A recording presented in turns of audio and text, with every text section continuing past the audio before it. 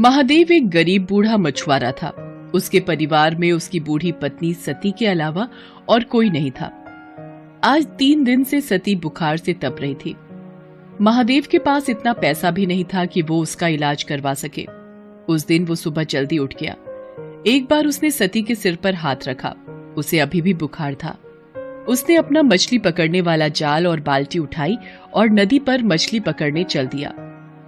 नदी के किनारे पहुंचकर उसने अपना जाल डाल दिया और मछली के फंसने का इंतजार करने लगा। वहां एक और मछुआरा छगन भी अपनी नाव पर बीच नदी में मछली मार रहा था। महादेव को देखकर छगन बोला, अरे बाबा, किनारे बैठने से बड़ी मछली नहीं मिलेगी। नदी के थोड़ा अंदर आओ तो हो सकता है कि कोई बड़ी मछली फंस जाए। नहीं बेटा, ना तो मेरे पास नाव है और ना शरीर में ताकत जो मैं नदी में जाकर मछली पकड़ सकूं। अब सब कुछ भगवान के ऊपर है। उन्होंने चाहा तो मुझे बड़ी मछली जरूर मिलेगी। छगन ताने मारता हुआ बोला, तो फिर बैठे रहो घाट को पकड़ के। भगवान तुम्हारे लिए लाल परी मछली भेजेंगे। लाल परी एक बहुत ही नायाब मछली होती है जिसकी कीमत लाखों में होती है। ऐसी मछली किसी भाग्यवान को ही मिलती है। एक बार जिसे लाल परी मिल जाती है उसकी किस्मत ही चमक जाती है। खैर, महादेव ने छगन की बातों पर कोई ध्यान नहीं दिया और काफी देर इंतजार करने के बाद अपना जाल खींचा। उसका जाल भारी लग रहा था। लगता है कोई बड़ी मछली फंसी है। मगर जैसे ही उसने जाल बाहर खींचा उसका सारा जोश ठंडा पड़ गया। जाल में मछली तो क्या, एक घोंघा भी नहीं फंसा था। उसकी जगह उसमें ढेर सारा कचरा जैसे प्लास्टिक की बोतलें, सड़े पुराने जूते और चप्पल फंसे थे। ये देखकर छगन जोर से ठहाका लगाकर हंस पड़ा और बोला, अरे वाह बाबा वाह, बहुत बड़ा खजाना हाथ लग गया है तुम्हारे। इसी तरह रोज खजाना मिलता रहा तो एक दिन तुम जल्दी ही रईस बन जाओगे। महादेव ने फिर उसकी बात पर कोई ध्यान नहीं दिया, बस मन ही मन बोला, हे भगवान, कैसे लोग हैं तुम्हारी दुनिया के। जो नदी हमें पीने को पानी और खाना देती है उसमें लोग न जाने क्या क्या गंदगी डाल देते हैं। इतना सोचकर उसने फिर से जाल डाला। इस बार उसके जाल में थोड़ी सी छोटी मछलियां फंस गई। लगातार मेहनत करने से महादेव का बूढ़ा शरीर थक गया था, इसलिए जो मछलियां फंसी थीं उन्हें समेटकर महादेव बाजार चल पड़ा। दिन भर महादेव ग्राहकों का इंतजार करता रहा, मगर छोटी मछलियां होने के कारण उससे मछली खरीदने कोई नहीं आया। बाकी के मछुआरे बड़ी बड़ी मछलियां पकड़ कर लाए थे। उनकी सारी मछलियां देखते ही देखते बिक गई। हे भगवान, शाम होने को आई है। अब तो बाजार भी उठने लगा है। एक भी ग्राहक नहीं आया। सोचा था थोड़ा सा पैसा आ जाएगा तो सत्ती के लिए खाना और दवाइयां लेता जाऊंगा। बेचारी बुखार से तड़प रही है। अभी महादेव ये सोच ही रहा था कि वहां एक आदमी आया और उससे बोला, बाबा, ये मछलियां कितने की हैं? बेटा, ये हैं तो 200 रुपए की, मगर मैं तुम्हें 150 में दे दूंगा। 150 तो महंगा है। मैं तो इनके केवल 100 रुपए दे सकता हूं। वैसे भी बाजार बंद होने वाला है। अब कोई तुम्हारी मछलियां खरीदने से तो रहा, इससे पहले कि ये सब सड़ जाएं, इन्हें तुम मुझे 100 रुपए में दे दो। मरता क्या न करता। आखिर महादेव को 100 रुपयों में उसे सारी मछलियां देनी पड़ी। बाजार भी तब तक उठ चुका था। महादेव ने अपनी दुकान समेटी और वहां से घर चल दिया। अभी वो बाजार से निकल भी नहीं पाया था कि उसके कानों में एक आवाज आई, बाबा, इस कंगले की भी सुनते जाना। 3 दिन से कुछ नहीं खाया बाबा। दया करो बाबा, मुझ पर दया करो। महादेव ने मुड़कर देखा। एक अंधा अपाहिज सड़क के किनारे पड़ा कराह रहा था। उसकी दोनों आंखें खराब थी और दोनों पैर भी बेजान थे, जैसे 2 सूखे डंठल हों। महादेव को उस पर दया आ गई। उसने अपनी फटी हुई चादर उस अपाहिज को ओढ़ा दी और पास की एक दुकान से थोड़ा सा खाने का सामान लाकर उस अपाहिज को देता हुआ बोला, अब लो, खा लो। तुमने मुझ अपाहिज पर इतनी दया दिखाई। तुम कौन हो बाबा? महादेव उसे अपने बारे में बताता है। तब अपाहिज अपनी झोली से कुछ दाने निकालकर उसे देते हुए कहता है, तुमने बिना किसी स्वार्थ के एक कंगले की मदद की है बाबा। भगवान तुम्हें इसका फल जरूर देगा। लो ये दाने रख लो। कल जाल डालने से पहले इन दानों को नदी में छिड़क देना। महादेव ने दाने लेकर अपने पास रखे और अपनी फटी चादर उस अपाहिज को अच्छी तरह उड़ाकर वहां से घर चलाया। घर पहुंचने पर उसने देखा कि सती की तबीयत अब कुछ ठीक थी। ये देखकर महादेव को थोड़ी राहत मिली। उसने खाना बनाना शुरू किया। उसने अपने लिए थोड़ी सी मछलियां बचा कर रखी थी। उन मछलियों के साथ उसने आज खरीदे हुए थोड़े से चावल और आलू बनाए और सती को खिलाया। सती को खिलाकर सुलाने के बाद जैसे ही वो खाने बैठा तभी वहाँ गांव का कुत्ता कालू आ गया। कालू को देखते ही महादेव के चेहरे पर मुस्कान तैर गई। वो कालू को पुचकारते हुए बोला, क्यों कालू बेटा, भूख लगी है? ठहर, अभी तुझे खाना देता हूँ। इसके बाद महादेव ने अपने बचे हुए खाने में से एक हिस्सा कालू के सामने डाल दिया। एक अरसे से महादेव ऐसा ही करता रहा था। वो जब भी खाने बैठता तब कालू वहाँ आता और महादेव कालू के साथ मिलावट कर खाना खाता। खाना खाकर कालू वहाँ से चला गया और महादेव भी भगवान का नाम लेकर सो गया। अगली सुबह वो फिर अपना जाल लेकर मछली पकड़ने चल दिया। नदी किनारे पहुंचकर उसे उन दानों की याद आई जो कल अपाहिज ने उसे दिए थे। उसने उन दानों को नदी में बिखेर दिया और फिर वहां अपना जाल डाल दिया। अभी थोड़ी ही देर हुए थे कि अचानक लगा जैसे जाल में कोई भारी चीज फंसी है। महादेव जाल को खींचने लगा, मगर बूढ़ा होने के कारण उससे जाल खींचा नहीं जा रहा था। जैसे तैसे काफी देर की मेहनत के बाद उसने जाल बाहर निकाला। जाल को देखते ही उसकी आंखें चौंधी आ गई। जाल में एक बड़ी सी लाल परी मछली फंसी थी। छगन मछुआरा भी ये सब देख रहा था। लाल परी को देखते ही उसकी आंखें आश्चर्य से फट पड़ी। उसने मन ही मन सोचा, अरे बाप रे, इतनी बड़ी लाल परी है? अगर ये मुझे मिल जाए तो हफ्ते भर की कमाई एक ही दिन में हो जाए। इस बुढ़े से किसी भी तरह ये मछली छीन लेनी चाहिए। उधर छगन की दुष्टता से अनजान महादेव किसी तरह उस मछली को उठाकर वहां से जा रहा था। तभी उसे एक तेज धक्का लगा और वो बुरी तरह जमीन पर गिर पड़ा। मछली भी उसके हाथ से छूट गई। उसे छगन ने धक्का दिया था। उसके गिरते ही छगन तेजी से लाल परी को उठाकर भागा। महादेव चिल्लाया, अरे अरे चोर चोर, पकड़ो पकड़ो, वो मेरी मछली लेकर भागा जा रहा है, कोई पकड़ो उसे।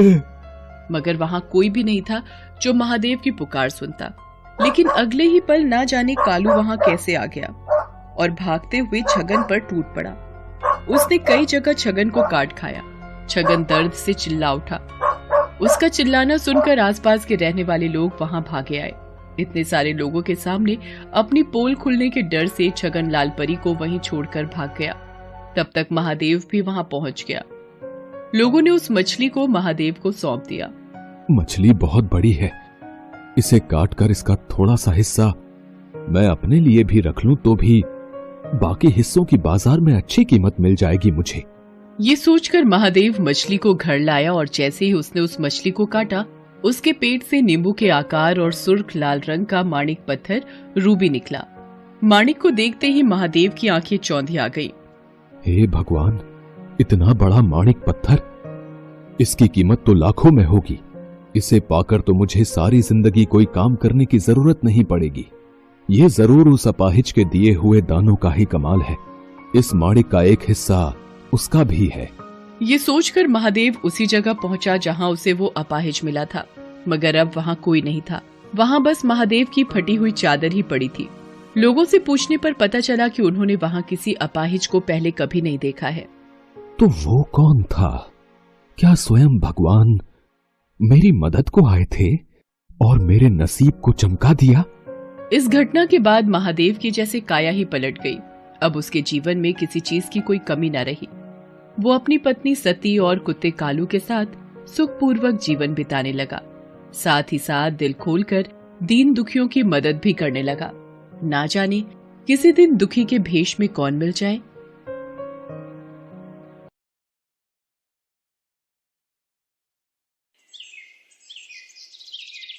एक बार नारद मुनि के मन में एक प्रश्न उठा, तो वो उसका उत्तर जानने के लिए ब्रह्मा जी के पास जाते हैं। प्रणाम ब्रह्मा जी। आओ नारद, कैसे आना हुआ? नारायण नारायण। ब्रह्मदेव, मैं आज आपके पास एक प्रश्न पूछने आया हूँ। क्या नसीब का भी कोई खेल होता है? क्या मनुष्य के नसीब का भी कोई महत्व होता है? बिल्कुल देवर्षि नारद, मनुष्य का नसीब उसका भूतकाल, वर्तमान काल और भविष्य काल तीनों में ही महत्व रखता है। वो कैसे ब्रह्मदेव? कृपया विस्तार से बताइए। देवर्षि नारद, इसके लिए मैं आपको एक कथा सुनाता हूँ। सोहन नगर में दयानंद नाम के एक बहुत बड़े ज्योतिष रहा करते थे।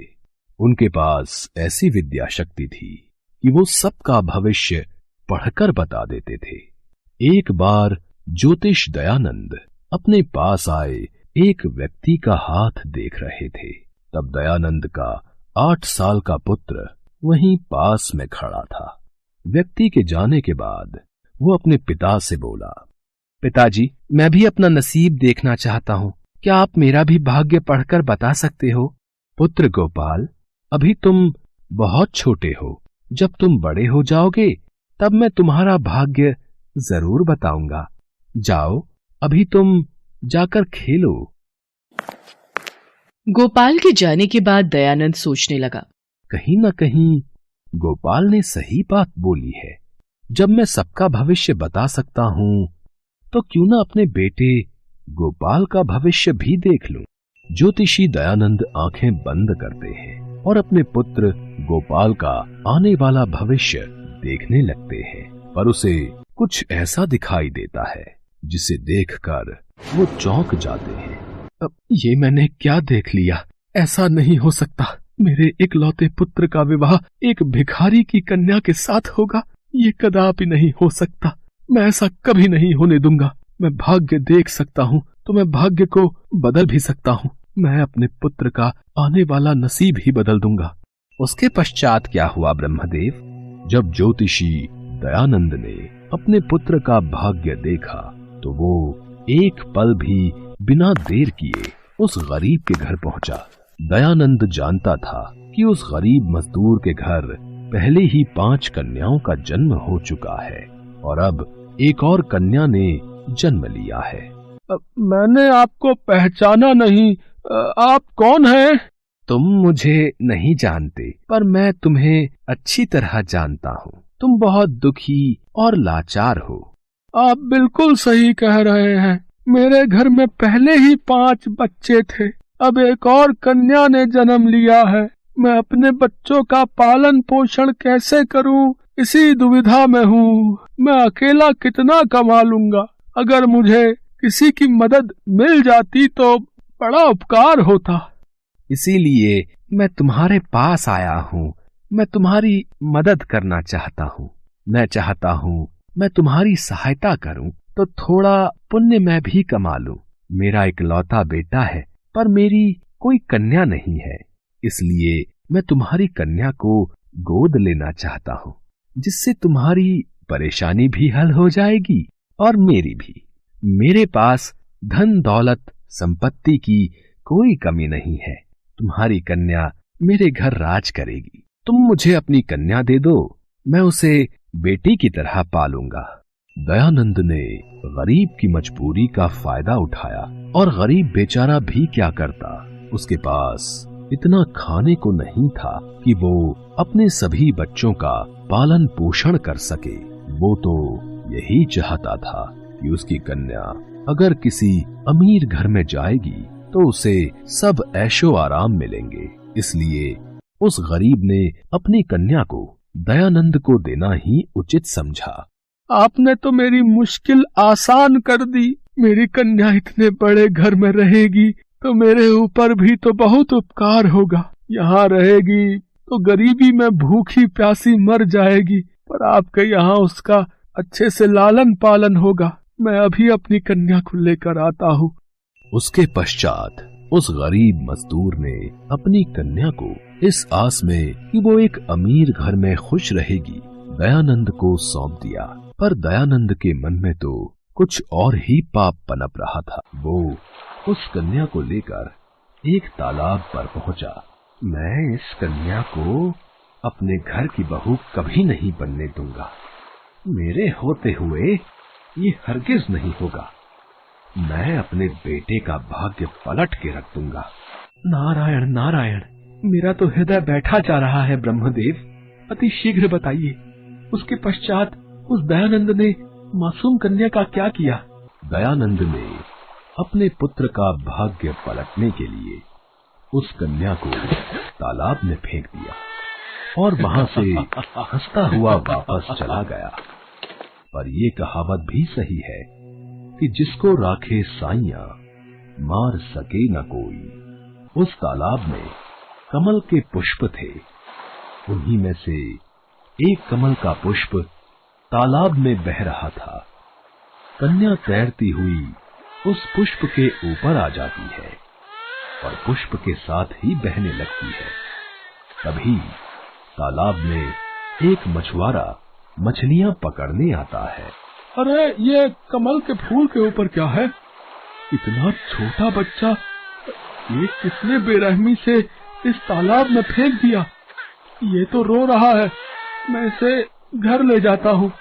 पता नहीं कैसे माता पिता हैं जो अपने बच्चों को पैदा करके फेंक देते हैं।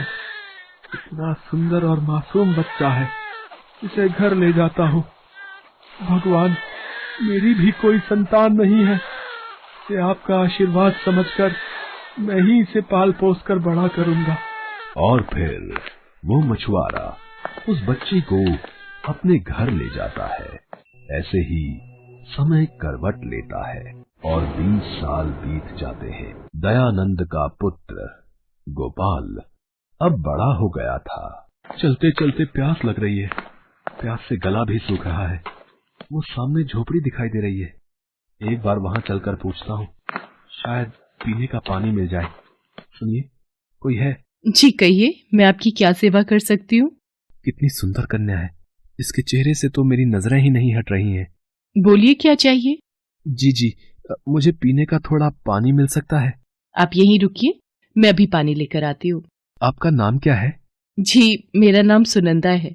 सुनंदा, अगर तुम मेरी एक बात का बुरा ना मानो तो एक ही नजर में मानो मुझे तुमसे प्रेम हो गया है।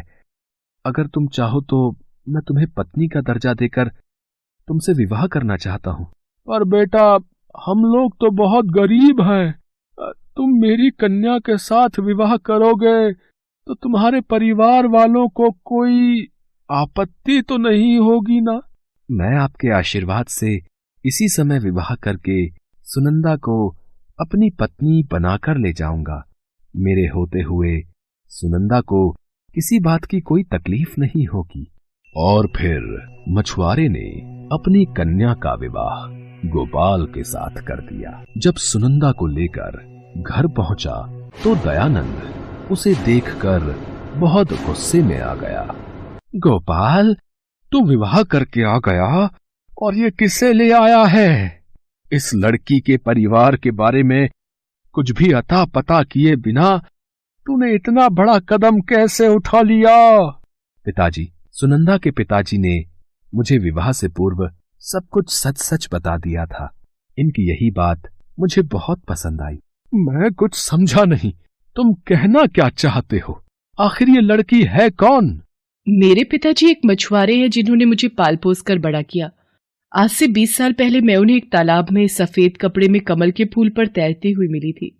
उसके पश्चात उन्होंने मेरी जान बचाई और मुझे अपनी बेटी बनाकर मेरा पालन पोषण किया। ये लड़की क्या कह रही है? ये तो वही लड़की है जिसे आज से 20 साल पहले मैंने ही सफेद कपड़े में लपेटकर तालाब में फेंका था। सर्वनाश, ये सब क्या हो गया? पर अभी भी मेरे पास समय है, मैं इसे जान से मार दूंगा, फिर तो भाग्य पलट सकता हूं। दयानंद के मन में एक बार पाप युक्ति फिर से जन्म लेती है। दोपहर के वक्त जब गोपाल काम पर गया होता है तो पीछे से सुनंदा घर पर अकेली होती है। यही मौका है इससे पीछा छुड़ाने का। सुनंदा कक्ष में सो रही है, ये सांप इसके कक्ष में छोड़ देता हूं। सांप इसे काटेगा तो ये मृत्यु को प्राप्त हो जाएगी और इसके मरने के पश्चात मेरे पुत्र का किसी अच्छे घर में विवाह कर दूंगा। सांप को पिटारे में से निकाल लेता हूं। नारायण नारायण, फिर क्या हुआ ब्रह्मदेव? क्या दयानंद की ये कुटिल युक्ति काम कर गई?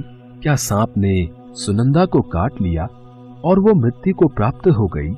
देवर्षि नारद, आप जानते हैं, यदि कोई व्यक्ति पाप कर्म करने लगता है तो उसका पाप कर्म उसी पर भारी पड़ जाता है।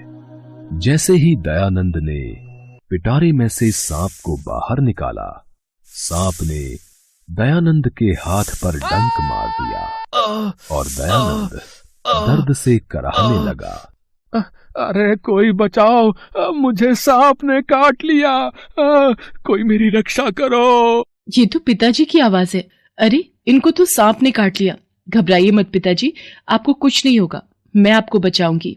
सुनंदा ने अपनी जान की परवाह किए बिना दयानंद के हाथ से सांप का सारा जहर चूस कर निकाल दिया। इतनी देर में गोपाल भी घर आ जाता है और वो वैद्य को बुलाता है। कुछ देर बाद दयानंद को जब होश आता है, दयानंद जी, आपको भगवान का शुक्रगुजार होना चाहिए कि उन्होंने आपको इतनी होनहार बहू दी।